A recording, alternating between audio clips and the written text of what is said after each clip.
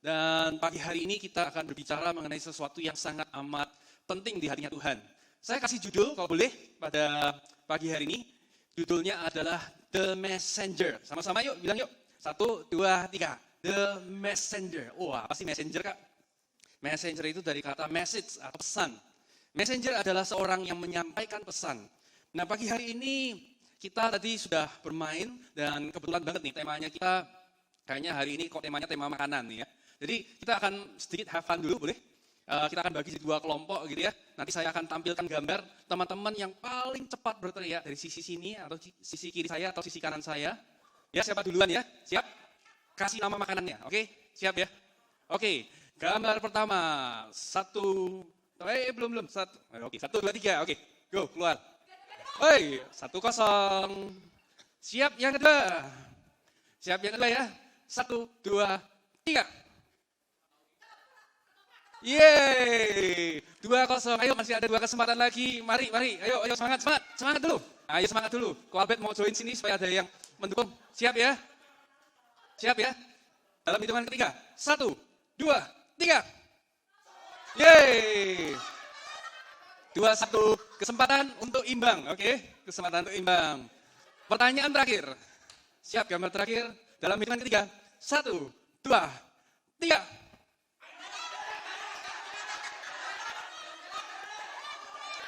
Oke, beri tepuk tangan untuk kita semua. Oi. Nah, teman-teman pasti bingung, ini apa hubungannya The Messenger sama makanan? Oke, saya ingin jelaskan, berapa banyak dari teman-teman begitu lihat gambar itu, gambar-gambar tadi, langsung bisa membayangkan rasanya. Bisa membayangkan? Nah, ada ayat dalam firman Tuhan berkata seperti ini. Mazmur 34 ayat yang 8. Kita akan baca bersama-sama ya. Mazmur 34 ayat yang ke-8 dikatakan, "Kecaplah dan lihatlah betapa baiknya Tuhan itu. Berbahagialah orang yang berlindung." Jadi kecaplah dan lihatlah. Ada 2 kata kerja, kecaplah dan lihatlah. Menarik sekali tidak dikatakan lihatlah dan kecaplah. Tapi kecap itu apa ya? Bukan kecap ya. Kecap itu dicicipin gitu ya. Kecap dan lihatlah. Nah, yang jadi masalah begini teman-teman. Teman-teman tadi bisa membayangkan kan, begitu saya tunjukin rendang rasanya gimana? Manis? Enggak, pedes ya. Ada rasa pedes. Tapi untuk orang-orang yang belum pernah makan, makanan-makanan kita, ya saya punya teman orang bule begitu lihat makanan kita mereka kaget. Apa ini? Ini salad dikasih peanut sauce. Rasanya apa itu? Enggak karu-karuan. Terus begitu lihat rawon, warnanya hitam. Kok ngeri banget. Begitu lihat namanya rendang gitu ya, begitu lihat rendang, apaan ini? Coklat gitu ya, coklat merah-merah. Nah, mereka itu sangat kesulitan, sedangkan kita sangat mudah untuk bisa langsung, nanti kayaknya habis ini kita makan ya, lapar ya. Kenapa? Karena kita sudah mengecap dulu. Hari ini saya ingin berbicara mengenai mencicipi, mengenai mengecap kebaikan Tuhan dalam kehidupan. Kita nggak mungkin bisa menjadi seorang messenger, seorang pembawa pesan kabar baik Tuhan kepada lingkungan kita, kepada teman-teman kita, bahkan ke orang tua kita, ke anak kita, ke teman sepermainan kita bahkan, tanpa kita mengecap terlebih dahulu kebaikan Tuhan dalam kehidupan kita. Saya ingin kita belajar dari seorang The Messenger hari ini, yang namanya, nanti teman-teman akan tahu ya, tunjukkan gambar ini. Silakan gambarnya, ini adalah sebuah kisah yang sangat terkenal, seorang yang bernama Saulus. Ada yang kenal? Iya, Saulus. Kenal ya? Nah, Saulus ini adalah rasul yang kemudian menjadi rasul yang paling luar biasa, fenomenal. Sepertiga dari perjanjian baru ditulis oleh rasul ini. Namun, awal kehidupannya tidaklah sebaik seperti yang kita bayangkan. Dia ini tumbuh besar dalam lingkungan agama Yahudi yang sangat konservatif. Dia berpikir ajaran yang di luar itu adalah ajaran menyesatkan. Jadi ceritanya saya akan kasih konteks sedikit bahwa dia itu saking semangatnya, dia itu minta surat kuasa untuk mengejar orang-orang yang percaya pada Yesus. Mereka dianiaya di Yerusalem sehingga mereka melarikan diri sampai ke Suriah, sampai ke kota yang namanya Damaskus atau Damsyik. Dan dia bawa surat kuasa nih, dari para pemimpinnya untuk membinasakan mereka. Tapi pada waktu di perjalanan, dia melihat sebuah penglihatan yang sangat luar biasa. Dia bertemu dengan siapa? Dengan Tuhan Yesus sendiri. Disitulah dia terkejut. Apa yang selama ini dia pikir benar, ternyata dia betul-betul 180 derajat salah arah. Nah, begitu dia menyadari itu, suara itu dengan lembut berkata, "Kenapa kau menganiaya aku?" Dia kaget. Kemudian di akhir dari pertemuan itu, suara itu mengatakan kamu pergi ke kota, kamu akan tunggu instruksi berikutnya. Kira-kira versinya kayak begitu. Ya, tunggu instruksi berikutnya, pokoknya kamu tunggu aja deh, gitu ya. Nah, kita akan sambung ceritanya dalam Kisah Para Rasul 9 ayat 13 sampai 19. Tuhan memerintahkan seorang the messenger namanya Ananias untuk kemudian memberitakan kabar baik kepada orang yang bernama Saulus. Namun jawab Ananias seperti ini. Ayat 13, Tuhan dari banyak orang, jadi enggak cuma satu dua, dari banyak orang telah kudengar tentang orang itu. Betapa banyaknya kejahatan yang dilakukannya terhadap orang-orang kudusmu di Yerusalem. Dan ia datang kemari dengan kuasa penuh dari imam-imam kepala untuk menangkap semua orang yang memanggil namamu. Wah, ini alasan dari Ananias masuk akal nggak? Logis banget ini ya untuk dia menolak. Ayat 15, jawaban Tuhan.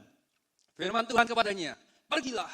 Wah, mantap sekali. Pergilah, sebab orang ini adalah alat pilihanku untuk memberitakan namaku kepada bangsa-bangsa lain, raja-raja dan orang-orang Israel.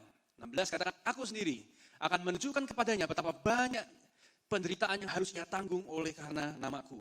Ayat 17. Lalu pergilah Ananias ke situ dan masuk ke rumah itu, ia menumpangkan tangannya ke atas Saulus, katanya, Saulus, musuhku. Oh, enggak bilang gitu ya. Saulus, saudaraku, my brother. Tuhan Yesus yang telah menampakkan diri kepadamu di jalan yang engkau lalui, telah menyuruh aku kepadamu supaya engkau dapat melihat lagi dan penuh dengan Roh Kudus. Di sini kita melihat bahwa Ananias ini menjadi seorang the messenger. Tuhan Yesus sudah menampakkan diri kepada Saulus. Dia menunjukkan bahwa Tuhan itu penuh dengan kasih, penuh dengan penerimaan. Tapi diperlukan seorang yang bernama Ananias untuk betul-betul menunjukkan karakter Tuhan itu seperti apa. Menarik sekali dikatakan pada waktu dia masuk ke rumah itu. Bisa bayangkankah teman-teman ini orang yang sudah jahatin teman-temannya Ananias. Orang yang sudah jahatin keluarga-keluarganya Ananias. Kalau saya jadi Ananias mungkin ada kepikiran begini ya. Tuhan kan suruh doain dia tuh ya. Sebelum didoain gitu kan dia lagi buta tuh ya. Sebelum buta gitu datang dulu gitu. Saulus, dia, siapa? Oh enggak ngeliat, tendang dulu. Dah gitu ya, tendang dulu, kerjain dulu, tonjok dulu gitu, terus keluar pura-pura ganti suara. Halo, Saulus, apa kabar? Ganti suara gitu ya. Mungkin gitu ya, mungkin bisa dikerjain dulu, bisa dipukulin dulu ya, diluapkan dulu emosinya, terus baru datang. Halo, Paulus, saudaraku gitu ya. Kira-kira bisa begitu mungkin. Mungkin banyak dari kita juga akan melakukan hal yang sama, kecenderungan kita.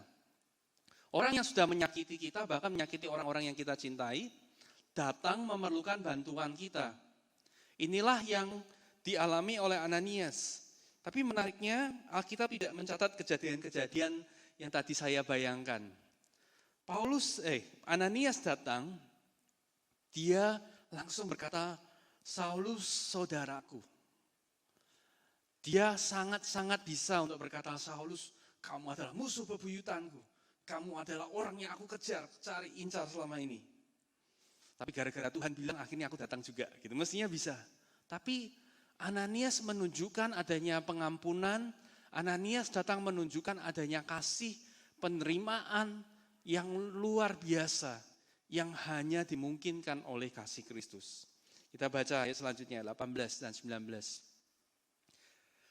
Dan seketika itu juga seolah-olah selaput gugur dari matanya sehingga ia dapat melihat lagi. Ia bangun lalu dibaptis. Setelah ia makan, pulihlah kekuatannya. Jadi ceritanya cuma seperti itu, tidak sedramatis seperti yang saya bayangkan. Dikerjain dulu, ditendang dulu, disikat dulu gitu ya. Tapi Ananias datang dan dia memberikan kabar baik. Dan bukan hanya dia menyampaikan kabar baik, tapi dia menjadi kabar itu untuk seorang yang bernama Saulus. Pagi hari ini kita mau belajar begini teman-teman ya, Youth Impactors. Messenger itu sama dengan kita bukan hanya menjadi seorang penyampai pesan, namun semestinya kita menghidupi pesan tersebut. Wow. Yuk, sama-sama yuk katakan messenger. Itu artinya kita bukan hanya menjadi penyampai pesan, namun seharusnya kita ini menghidupi pesan tersebut. Wow.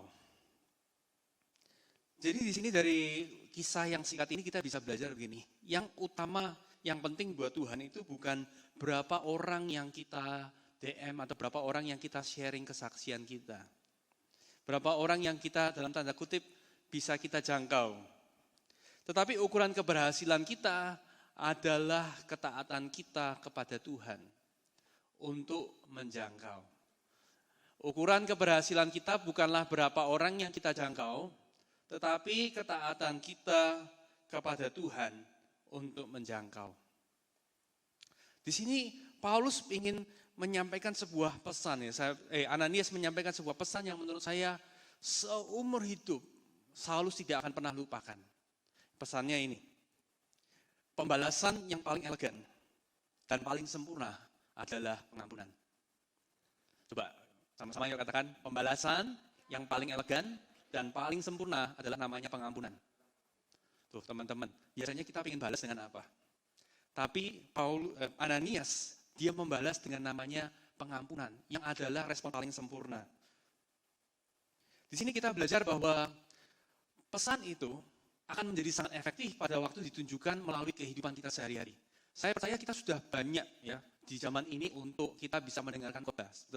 Kita bisa lihat di YouTube, kita bisa lihat di Instagram ada, TikTok ada, di semua media ada. Dunia ini tidak kekurangan dengan pesan, tetapi yang kurang adalah penyampai pesannya. Seringkali kita berpikir untuk kita memenangkan teman-teman kita perlu untuk bersaksi ya, cerita, sharing. Tapi kita lupa bahwa kesaksian yang paling utama adalah kehidupan kita. 2 Korintus 3 ayat 3 berkata seperti ini. Karena telah ternyata bahwa kamu adalah surat Kristus yang ditulis oleh pelayanan kami, ditulis bukan dengan tinta, tetapi dengan roh dari Allah yang hidup. Bukan pada loh batu, melainkan pada loh daging, yaitu dalam hati manusia. Jadi kita belajar bahwa kita ini adalah suratan Kristus. Apa yang disampaikan dalam kehidupan kita itu jauh lebih berbicara daripada apa yang kita bisa sampaikan dengan kata-kata. Saya belajar banyak dari almarhum papa saya, seorang yang menurut saya mencontohkan untuk mempunyai kerendahan hati dan pengampunan. Bagaimana saya bisa tahu itu bukan karena papa saya khotbah. Tapi setiap kali dia membuat kesalahan, menarik sekali ini yang dia lakukan. Dia datang kepada saya dan bilang, Papa minta maaf ya. Lalu dia katakan begini, lalu dia duduk begini, terus dia bilang, nak doakan saya, tumpangkan tangan ke saya gitu. Maafin Papa ya. Saudara, saya nggak pernah lupa walaupun itu sudah terjadi puluhan tahun yang lalu. Tapi sikap hati seperti itu sangat amat membekas. Itu jauh lebih berharga daripada ribuan kata-kata atau khotbah untuk bilang mengampuni dan menerima atau belajar untuk rendah hati. Pada waktu kita menyampaikannya di dalam sebuah kehidupan yang nyata, itu adalah sebuah kesaksian yang tidak dapat dipungkiri. Dan itulah intinya the messenger. Dan ini yang sangat penting yang teman-teman harus tangkap pagi hari ini. Karena begini, seringkali kehidupan kita adalah satu-satunya versi Alkitab yang orang lain akan baca. Kehidupan kita adalah satu-satunya versi Alkitab yang orang lain akan baca.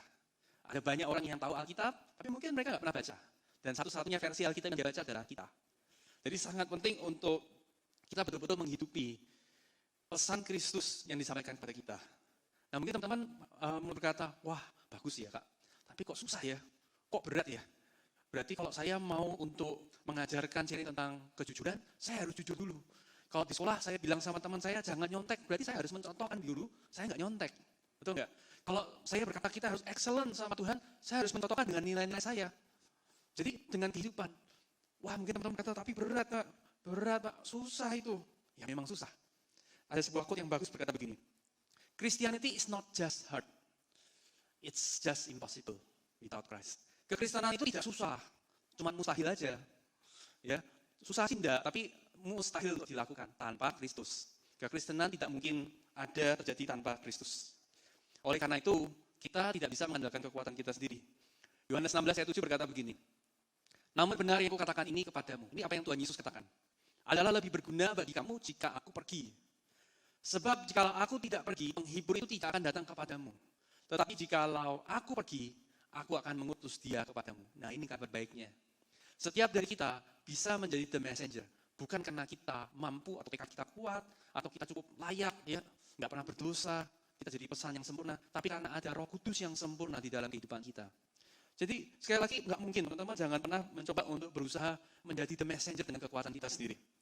Semakin Anda mencoba, semakin Anda akan frustrasi karena selalu pasti gagal. Oleh karena itu, kita harus mengerti bahwa yang menjadi prioritas kita adalah making Jesus Lord, atau menjadikan Yesus itu sebagai Tuhan setiap hari dalam kehidupan kita. Sama seperti Ananias, Dia nggak berkata, Tuhan hari ini aku off dulu ya. Hari ini engkau nggak jadi Tuhan lagi ya. Jadi apapun yang engkau katakan aku nggak akan lakukan dulu. Besok Senin boleh, besok Selasa boleh. Tapi dia mempunyai keputusan bahwa pada waktu dia menjadikan Yesus sebagai Tuhan, itu berarti terjadi setiap hari. Artinya pada waktu tiba-tiba dia dengar instruksi yang menurut dia tidak mengenakan, dia tetap berkata, Tuhan aku nggak sanggup, tapi aku mau untuk taat dulu. Jadi ukurannya bukan berapa banyak teman-teman yang engkau bisa jangkau. Berapa orang yang bisa kita jangkau. Berapa orang yang bisa engkau bawa ke Youth Impact mungkin. Tetapi pertanyaannya berapa banyak engkau memberikan ruang untuk Tuhan menjadi Raja di dalam kehidupan kita. Yesus sebagai Tuhan. Karena apa? Dalam Kisah Para Rasul 1 ayat 8 dikatakan seperti ini. Tetapi kamu akan menerima kuasa kalau Roh Kudus turun ke atas kamu. Dan kamu akan menjadi saksiku di Yerusalem dan di seluruh Yudea dan Samaria dan sampai ke ujung bumi. Saya minta tim presiden bersih bisa maju ke depan. Di sini dikatakan pada waktu Roh Kudus turun, silakan tampilkan lagi ayatnya. Pada waktu Roh Kudus turun, tidak dikatakan bahwa kamu akan menjadi seorang penyampai pesan. Kamu tidak akan jadi mahir dalam berkata-kata, dalam menyampaikan, dalam membuat DM ke orang, dalam tulis di Instagram mungkin. Kamu tidak akan jadi fasih dalam itu. Tapi dikatakan pada waktu Roh Kudus turun ke atas kamu, kamu akan menjadi, kata menjadi ini penting, menjadi saksiku di Yerusalem, di seluruh Yudea dan Samaria dan sampai ke ujung bumi. Jadi di sini kita tahu bahwa mutlak Roh Kudus sangat dibutuhkan. Mutlak Roh Kudus harus menjadi Tuhan supaya kita ini betul-betul menjadi the messenger. Saya mau tutup dengan sebuah quote ini yang bagus sekali dari Saint Francis, dikatakan seperti ini. Preach the gospel always, and if necessary, use words.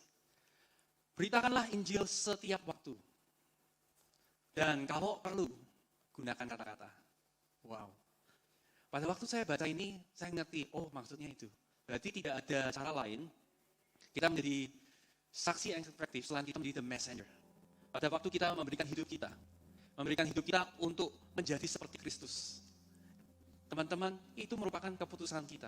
Jangan keluar dari tempat ini berpikir, kita ngomongin misi berapa ya, saya akan harus ngapain ya, saya harus gimana, saya mau jangkau orang ini, orang itu, orang tua saya. Pesan saya pada bagian ini very simple, be the messenger first. Jadilah pesan itu sendiri. Pada waktu kita membuat Yesus sebagai Tuhan, dari hari Senin, Selasa, Rabu, Kamis, Jumat, Sabtu, bahkan hari Minggu, saya percaya pesan itu akan menjadi pesan yang sangat efektif. Sama seperti Ananias, dia nggak memenangkan banyak orang. Kita juga nggak pernah dengar lagi namanya di dalam Kisah Para Rasul. Tapi tahukah teman-teman bahwa Ananias memenangkan seorang yang menulis sepertiga dari Perjanjian Baru. Ananias memenangkan seorang rasul yang membawa Injil ke Eropa sehingga hari ini kita bisa mendengar nama Yesus sebagai Tuhan. Semua itu tidak mungkin tanpa ketaatan dari Ananias. Pagi hari ini saya mau challenge kita, yuk ambil keputusan sederhana. Bagaimana kalau kita mempersilahkan Yesus sebagai Tuhan di dalam kehidupan kita.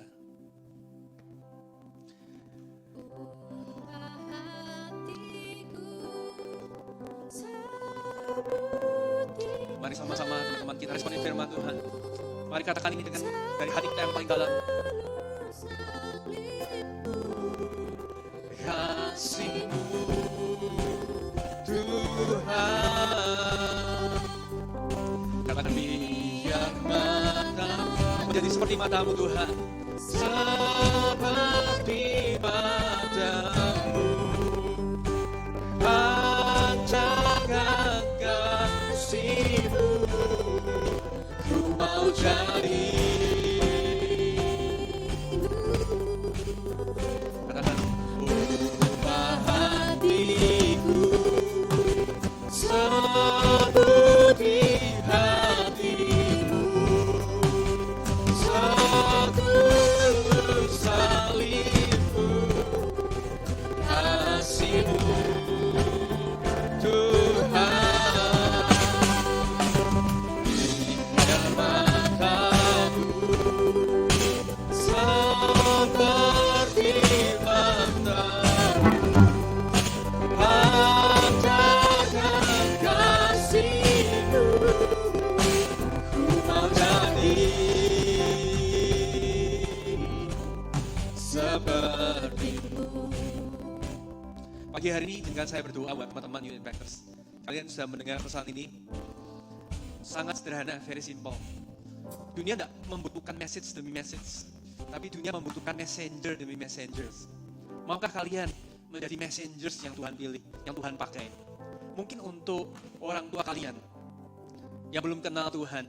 Mungkin untuk teman-teman kalian di sekolah yang belum kenal Tuhan. Kalau kalian berkata, Tuhan aku rindu. Pagi hari ini saya mau katakan Anda membutuhkan Roh Kudus. Teman-teman membutuhkan Tuhan berkuasa berdaulat dalam hidupmu.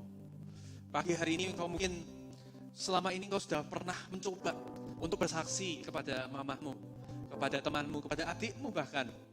Tapi sepertinya susah pada pesan itu terima. Pagi hari ini izinkan Roh Kudus untuk berkarya dalam kehidupan.